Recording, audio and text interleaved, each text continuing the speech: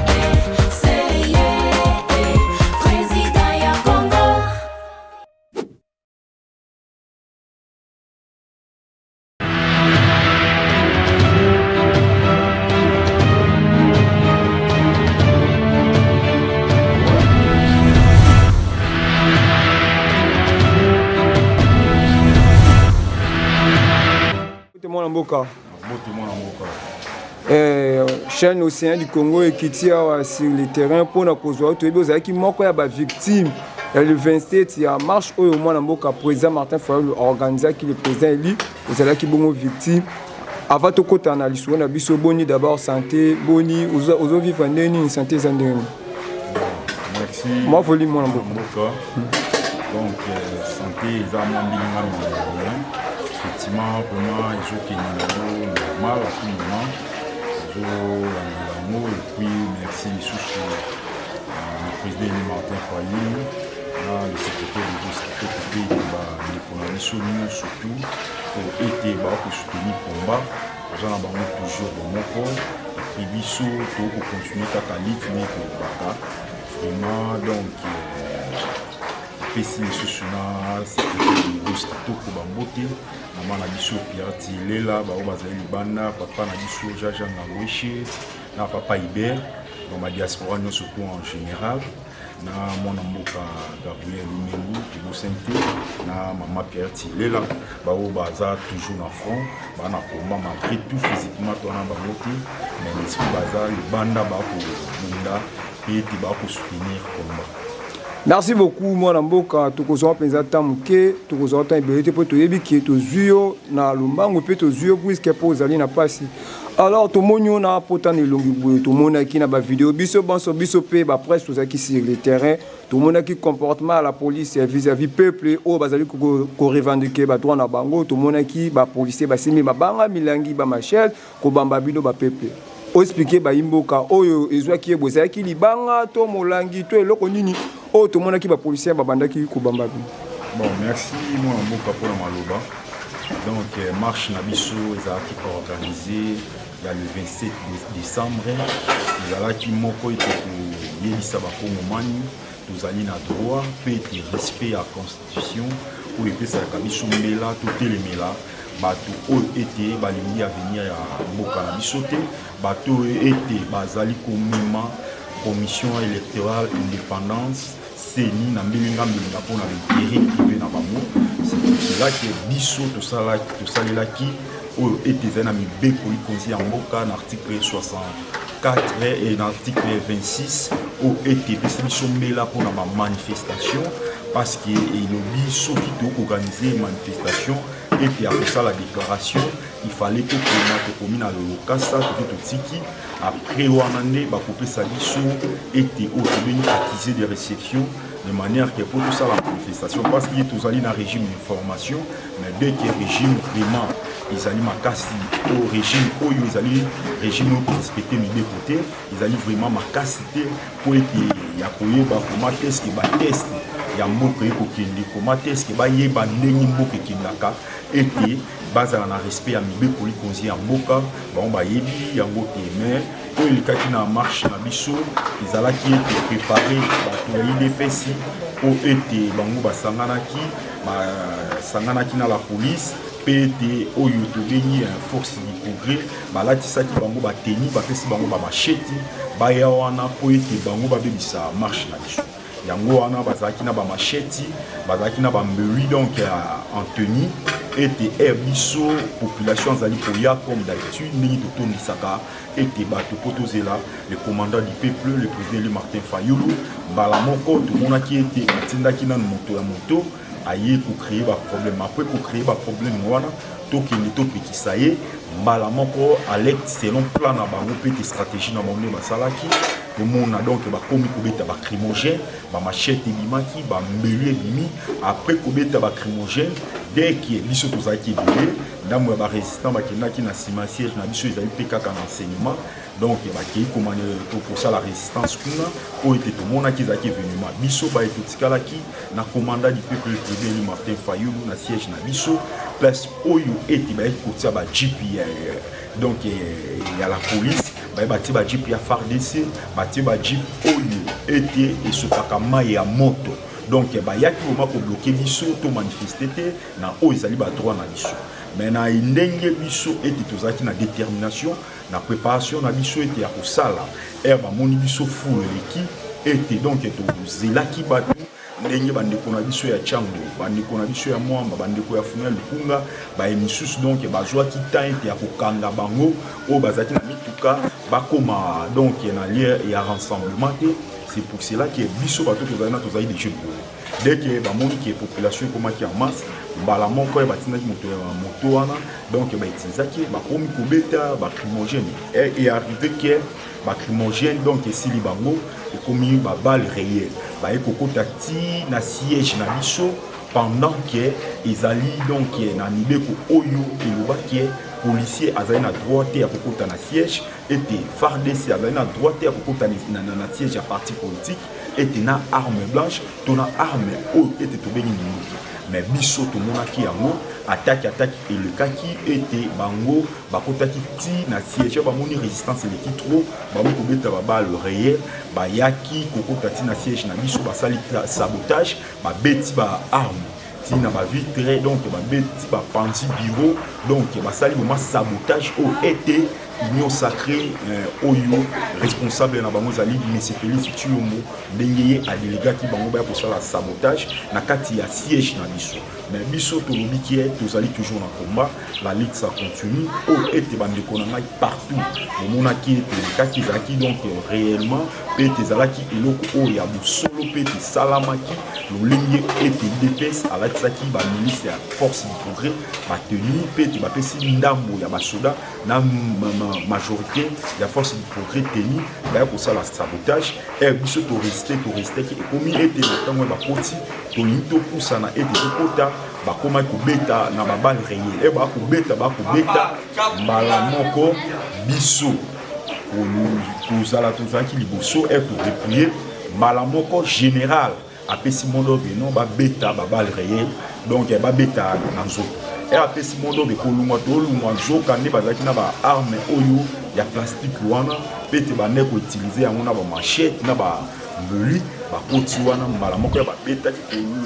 kolungwa tolunga tosala déplacement donc mbala moko eyaki vraiment ezwaki na lisu parce que ezalaki bote ebande vraiment kovima makasi et puis donc ti sikoyo vraiment ezosala vraiment bientôt omona aire moko flou na lisu moko ezobeta motu mais nazokoba toujours na batraitement batongaki ngai oyo ete baminganga batongaki ezalaki na nombre ya 6 pince awa donc Dieu merci erataki vraiment nde na lisu parce que ezwi ngai donc penepene ya lisu donc eprovokaki donc bamaladi mosusu. C'est pour cela que yango naza na kati ya kolandela yango naza na kati ete ya kokoba malgré tout navani na ndaku donc nazolandela yango près donc na lingomba pe ete na le président Martin Fayulu na secrétaire du Kitoko bato oyo ete basachargeaki donc bazwi soin pe ete nazolandela yango donc na presque toujours demeuré na baninga nyonso parce que nazali ngai moko te mais cas ya grave ezalaki ya ngai baninga mosusu wana o ete donc bazwaki baka wana tozalaki na bango plus de 20 et 21 et quelques, donc tozalaki vraiment ebele mais nazwaki vraiment ka ya grave yango ete ngai nazali toujours derrière le président Martin Fayulu, toujours continuer l'IT, donc tout parce que biso tous a besoin d'intégrité à Mboka et que tous a besoin que Congo et à la Congo ou et à la Mobimba et à la Congo et à l'Obiba noto Kobota bakuta Congo et à la bien mais ce qui te dit que tout Mboka et que na lolenge et que ba sanguinaire ba to oyo ba ko sala yango et pour na intérêt privé na ba mais pour na intérêt à population congolaise. C'est pour cela que biso télémaki peut te bit na biso za que to kende ti na bureau ya seni obisa meseka di makebe élection oyo sala ici biso to lingi yango te depuis histoire ya Congo depuis histoire ya monde to passer na l'élection ya mabe ils avaient l'élection oyo sala ici parce que vous préparez déjà fraude mais fraude wana lo lengi bo sali et Téboyeli meilleur gagnant. Il y a 2018, le président Martin Fayulu. Jusqu'à présent, la population a voté qui est, mais Bango tellement qui stratégie, Balobité, Nenye et Yé Komboane dérangera, mais c'est si Chilombo, à la Kati pour la Komboana, tout ça là était fraude électorale, tout ça là, stratégie était tout binissa. Mais c'est Félix Chilombo, tout là, ça y est Komboana, na Nenye à Kimoyibi, na Nenye à Mabé. Donc, tout ça, le président Martin Fayulu était tout ça, le coup la Kochaye, mais aussi parce qu'il y a des motos, il y a un peuple, il y a des motos Oyo était à tout moment, il y a la Mboka de manière qui est intégrité à Mboka et qualité. Il y a un biso, il y a un mani, sur le biquet, Congo, vous avez besoin de la Mobimba. Congo, tout était trahison, était Messika di Masali, la commission électorale indépendante CENI, était à Timoïbi, CENI était la préparation à Mabé, CENI était Bango, était Masali pour l'intérêt na Bango, mais pour l'intérêt de la population congolaise. C'est pour cela que Bisso Totemi le Congolais était tout l'imbo cannabiso, Totemi était Congolais, tout l'indi Congo échangé. C'est pour cela que tout le bina maïmanso, Bango Basali pour l'ambo cannabiso. Biso to refusé en bloc to lié en vote d'élection wana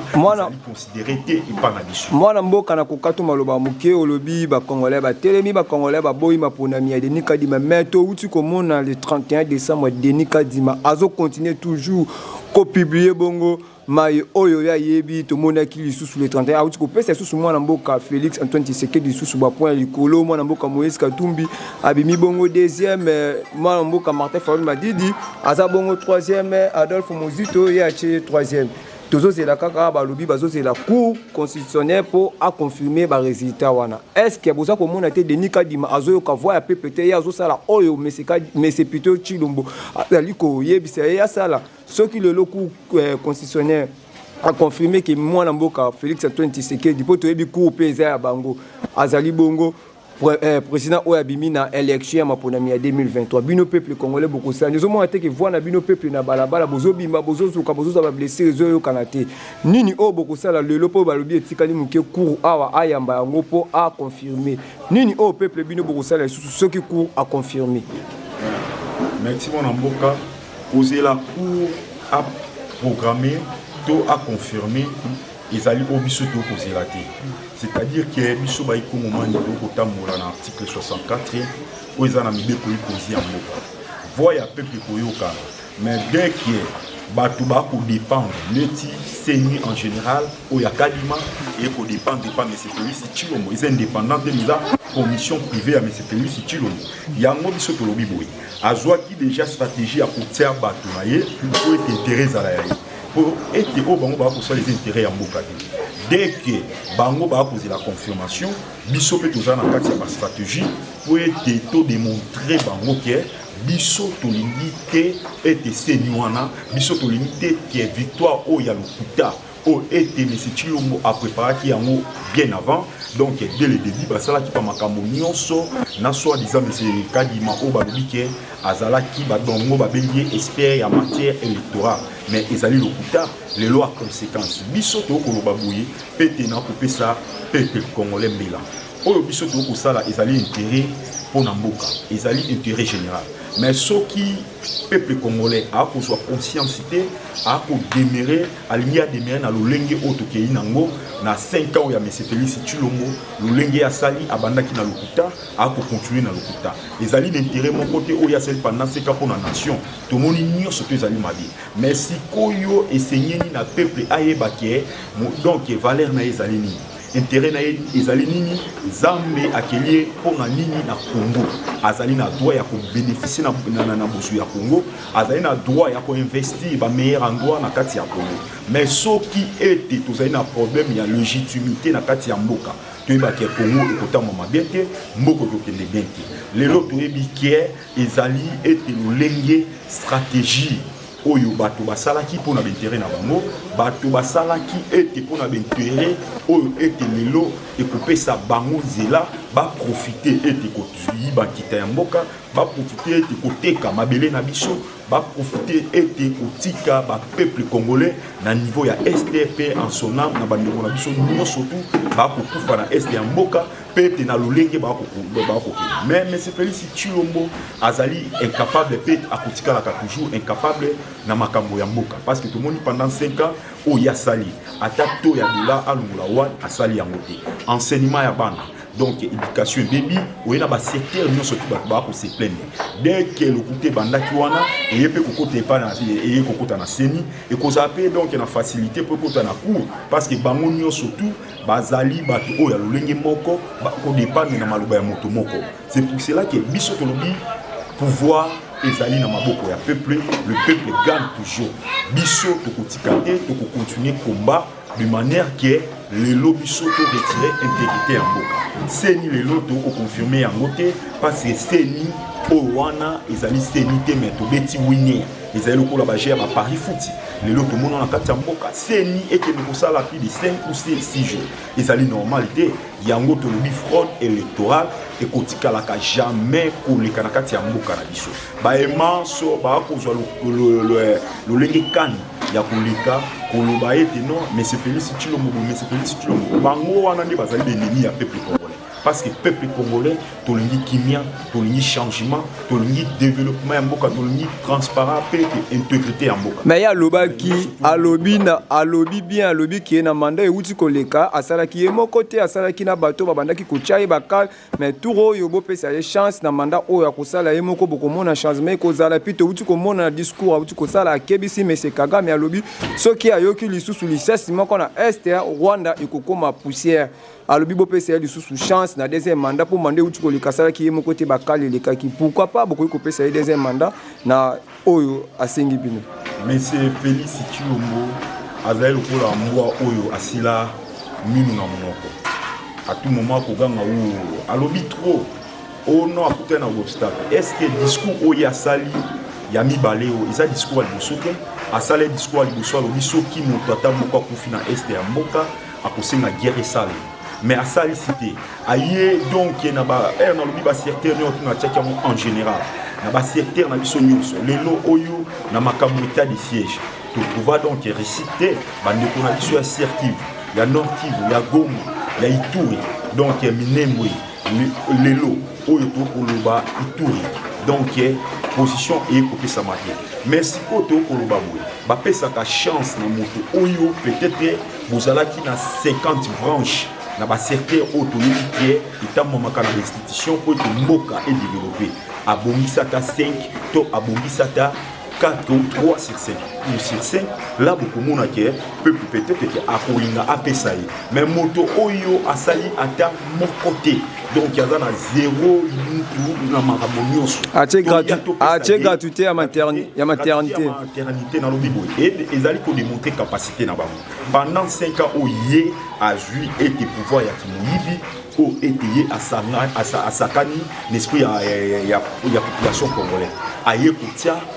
gratuité à maternité pendant 1 mois parce que pour na intérêt na ye et toza amona que tozo komi na voie pour que les élections et te ba misusu na moni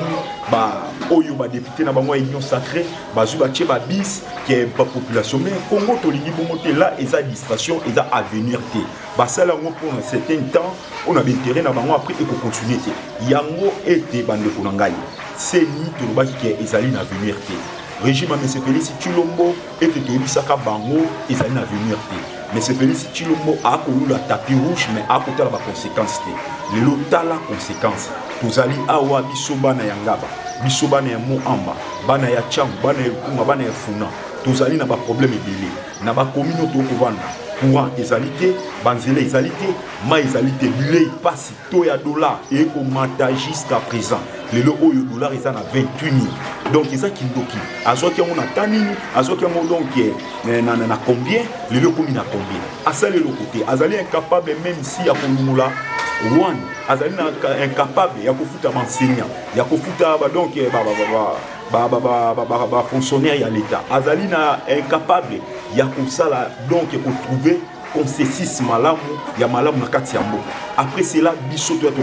pesa été là donc ezali lokola to pesa moto oyo était tondimi a continuer toujours ko boma biso donc plus de 10 millions de personnes au bakufa na 6 millions de personnes baza en déplacement en dehors ya mboka. Donc tu veux couper ça monter. Est-ce que mon lokola ngai na zana bososo na kei vraiment pete na bini kaloke na lobake non mais c'est Félix Tshilombo a ça la sous deuxième mandat na mboko. C'est que na komi boma, c'est que na koiba na ko sala te pendant 5 ans et loko ni ya malunga o ya sali ils allaient pour l'intérêt à la nation. Ils allaient loko mon côté les contrats que tu ko souffrir na ba niveau nyonso mais na monde qui ba bi Congo tous allés pour moi, tous allés le pays le plus riche. Mais le pays le plus riche tu ko profiter de loko mon côté. C'est-à-dire que tu ko zoa bato yo bazali ba incapable de kokamba mboka na biso c'est pour cela que conséquence biso des populations to ko sibir mais yango ngana ko singa na bani so peuple population congolaise était totalement to sauver mboka na biso et to sauver intégrité ya mboka parce que affaire ya Congo eza affaire ya ba congolais nyonso yo moto zali na ba point oyo et to zali il fallait au téléma ou appliquer article 64 et to retirer intégrité ya mboka to ko vanda boité to kanga maboko parce que M. Félix Tshilombo pa inaye partout a ko kende a ko pesa ba mboka lo biso ko zo mboka bozo mengai kaka tapis rouge. C'est pour cela que biso to lobi cette fois-ci to lobaki yango na congrès na biso oyo le président Martin Fayulu lobaki na congrès na biso pete na manifeste na biso ya Kisangani na poche ya ignorant ba kotisaka maboko mbala mibale te. Mais c'est Félix Tshilombo il va y pouvoir en 2018 na 2023 a eu ce pouvoir. Oh, il y a 2023 pour kotika été biso to kokene na application de manière qui est mboka et ça la libérer les lo oyo ba kokosa ba mboka non na este kimeza na este kuna été guerre ici mais ça le kuta ba koboto la biso ba village ba koboto la biso ba territoire ba koboto la biso été ba province mais sikoyo e ba ko sala bongo et ko la kisake derrière makambo oyo bango ba ko manifester ezali été na eloko moko ekoboma yango biso tolobi boye M23 Rwanda ba pays Uganda Zambie ba pays voisins Kenya nyonso to ba oyo bango nyonso to ba telemi bazali contre Congo azali na accord moko te biso to sai na bango basala ke accord na M. Félix Tshilombo bango fallait ba kosilisa lelo oyo à cause de M. Félix Tshilombo na ba membre ne union salité dans la situation ya population congolaise tala mboka na biso ndenge kokende tala ndenge to ko vivre ba conditions ezali bien te yango il fallait peuple congolais tous à la peuple tous à la conscience pays où ezali na population oyo azali na conscience te azali population o azali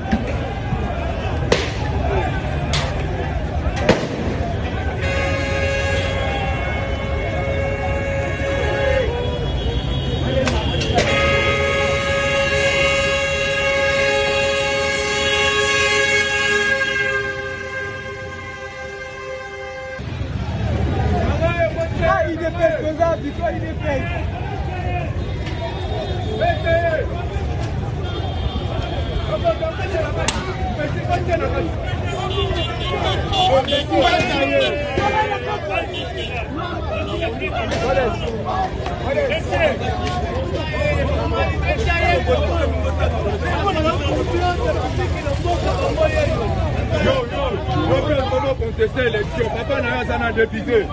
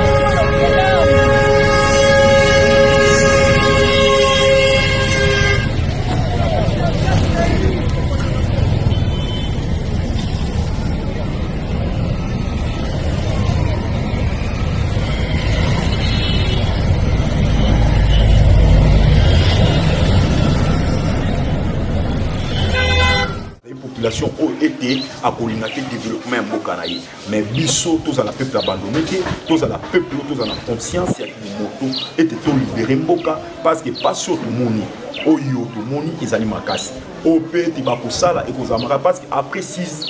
mois ou 7 mois cette population comme bolali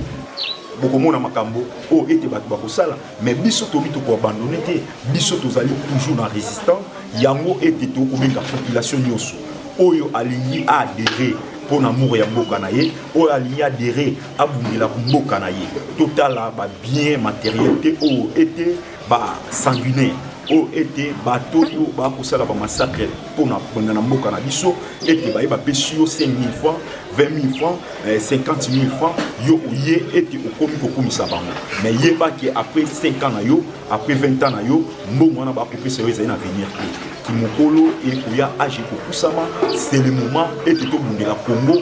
mboka ebonga topesa moto oyo azali capable ete ya kosala ki topesa mboka na maboko ya ba incapable oyo tomoni déjà to souffrir wuta banebele totelema Congo ete ezali ya biso tobundela Congo na minute oyo appel eza pona ba congolais nyonso totala bandeko na biso ya este o babimi ba manifester bongo biso ba tout place institution evandi il fallait tout démontrer ba programme qui se Félix Tshilombo et pas ya travailleur na ye mais c'est kalima population abimité moto nyonso to ebike azali tricher ya makasi azali moto ya lokuta abimité mais ba bousculer consensus électoral pour que ezala intérêt na ye mais pour ça intérêt na biso mais maintenant était c'est le moment le peuple donc le peuple congolais toté les manière que to sauver intégrité ya mboka parce que pas si ko continuer makambo ko kende bien surtout quand maboko to vandi c'est-à-dire que biso ne to ba perdant biso ne ba to ko perdre to soutenir candidat na biso ya coalition nationale le président Martin Fayulu na ba idée to appliquer article 64 et to ya to bundela mboka na capitale awa tozali plus de 15 millions d'habitants donc tozali belé so déjà to bimi 1 million oyo ya population to bimi na nzela o komona ke bato oyo ndenge ba kosala makambo bango moko bakokima mais est-ce que population tozala population oyo abandonné tozala population o été te bazui bongo na biso peut-être que babalusi bango na biso batyo na ndenge musuno tozala neve patriotique tolamuka tobundela Congo ete mboka na biso ekende bien mboka totika ngo mobimba lokola le mwana mboka le président Mobutu atikaki yango Congo et continue bongo Congo tozali na superficie à 2 345 km². Oyo était tozali na nombre de population plus de 110 millions de personnes. Tozali ebele bandeko na ngai totelema tobundela Congo mais surtout kani maboko donc ezali bien te ngai na ko bundela Congo parce que nayebi Congo ezali mboka na ngai à part Congo na zesu na mboka mosusu te nazali na droit pete ya ko continuer combat elingi koloba te ndenge ete bato oyo basali ngai boye donc na abandonné combat na kotika combat te na ko continuer na combat jusqu'à dernière énergie pete na ko soutenir toujours leader pete père politique na ngai le président Martin Fayulu o ete a kobunga pour l'intégrité ya ba congolais a kobunga pour l'intégrité ya mboka oyo azana ba idée ya malamu e bango bazui seni ba modifier ba proclamer Tshilombo bandeko na ngai attaque pour lokuta mo ezalaka bokende kopesa moto 73%. Est-ce que l'élection to muyoka na bamboka ya mikili ya poto partout et ça makandeke lokuta osami na Congo biso to mo lokuta na misu devoir na biso sko to manifester oyo été to activer article 64 donc yango ezali objectif ete ezali na ezali urgence pour na biso ete ko benga na bato oyo ko démontrer mondialement que biso tolile seni oyo biso tolingi yango te parce que population congolaise toza na kanda mais bakanda na biso tovanda na bandako te bakanda na biso efali to manifester ngo na rue ete bamona ke biso tolingi moto bato nyonso tomonaki non na baveni bakosepela bakosala bazwi mbongo bapesi même si bapasteur na l'église bakende kopesa bandimi bandimi babima ete basepela mpona victoire ya lokuta mais bandimi tellement conscience ezalaki eza donc baboyaki kobima bato wana to bandimaki wana ce sont donc des gens oyo baza même tribunal mais c'est Félix Tshilombo parce que Congolais azali Congolais azali pour na mboka na ye akoki jamais kosepela donc na ba bêtise oyo mesika di masali pour na mboka na biso plus jamais akosepela na ngote yango biso tozali toujours na kati ya détermination donc to tenir bon to lembate toza na détermination o ete ya article 64 ya mboka na biso. Merci tokomi bongo na suka mwana mboka tozwi penza tambulai message na yo et pas ba Congolais et puis au petit programme ya parti na bino et puis au petit numéro na ya téléphone bongo to suka na biso. Bon ndeko nangai ba Congolais l'air est grave, c'est le moment de manifester entre nous, de libérer l'intégrité en Mboka. Tout ça là, l'article 64. Tomi tunate ni ombo ki ko sala pona biso, mais biso moko tomi plobake ni omwana ko sala pona mboka ngai. Donc message na ngai ezali article 64 peut annulation ya élection o ya mabe oyo mais c'est kadima asali na kati ya mboka na biso o ete ngai na annoncé na niveau na biso local peut na niveau international partout mondialement. Donc on est pour la population congolaise et puis le programme na biso tout ça dans la réunion stratégique nous sommes dans la politique tout ça pour demeurer et puis qui est de kokoba d'autres programmes on va poser ba popé ça to kolobela yango mais ceux qui mususu zali na kolobela yango ke na kati etandoke parce que tozali na kati ya ba stratégie parce que tozali na politique na temps o ekomi tozali ko modifier ba makambo tozali ko sala ba mamona lolenge seki esengeli pour na ko libérer intégrité ya mboka parti tozali toujours été na lolenge pete na makambo maimanso o ekomaki na kati ya parti bapanzaki babiloko babukaki ete na biso bato tozwaki bablessé grave tozali toujours na bandako ete tozali kolandela mais na sabotage oyo bango basali biso tolobi ke tokotika kombate population na tout azala donc na alerte mpona makambo ya mboka po ete ayeba pe ete biso bana ya ngaba bana ya mwamba bana ya résistance camp du peuple oyo ezali kokambama epai na ngai pe ete na mwana mboka Valentin Kikwe na mwana mboka